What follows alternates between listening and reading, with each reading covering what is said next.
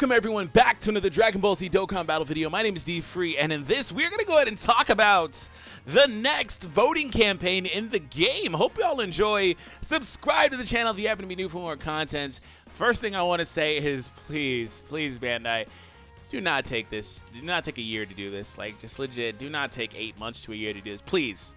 We do not need another to-be-released fiasco. But yes, we do have basically another campaign to vote for who you want to be put into the game.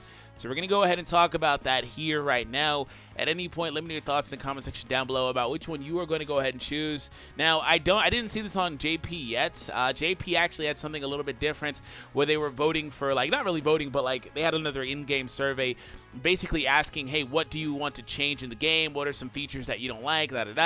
Kind of like general stuff. That's like a third or so time that they've done that. They're trying really hard to give a lot of, you know, feedback, or take a lot of feedback in and update the game and fix the game a lot in a lot of different ways, if you couldn't tell.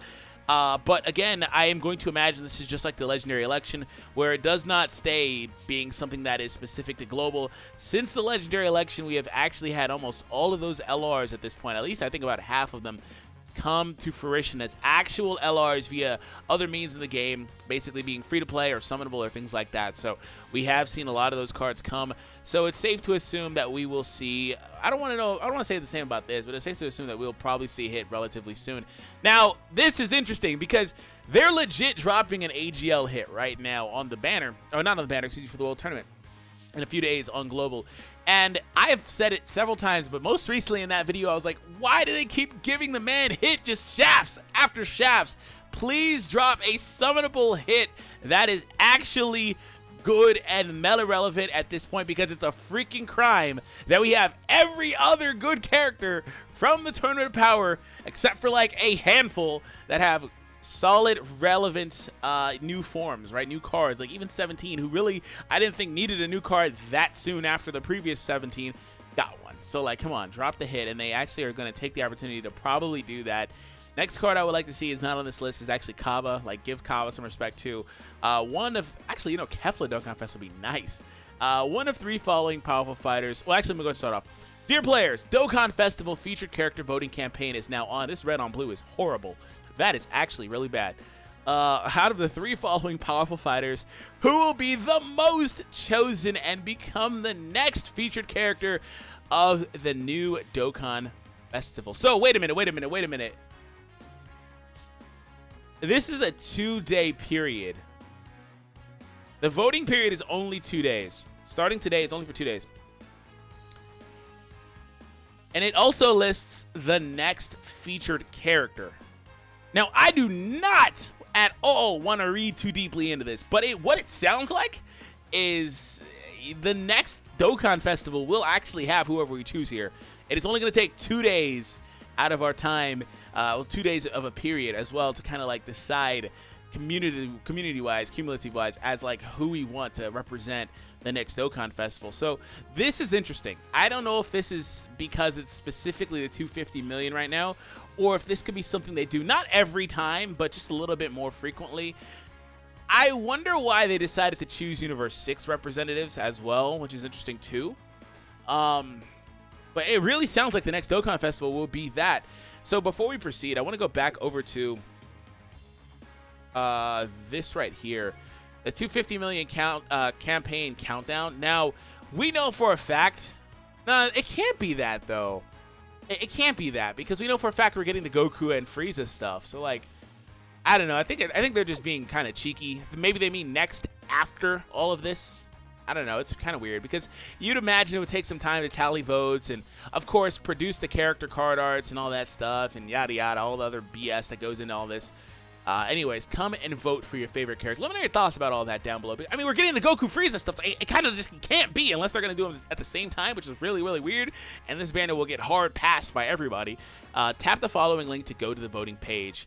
So we're going to actually go to the voting page and see what they have over here. Wow, Nox, this is really bad. I do not actually even know how to zoom in on Nox because I never use it for this. Anyways, your vote could decide a Dokkan Festival exclusive character. The character with the most votes, I have good eyes, man, will take pride of place as an upcoming Dokkan Festival exclusive character. Pick one of the options below to cast your vote. Results will be announced on September 3rd. Okay, so all right, so so of course, you know, our speculation was kind of warranted, but not, because we needed to get a little bit further in. The event, the vote period is 2 days.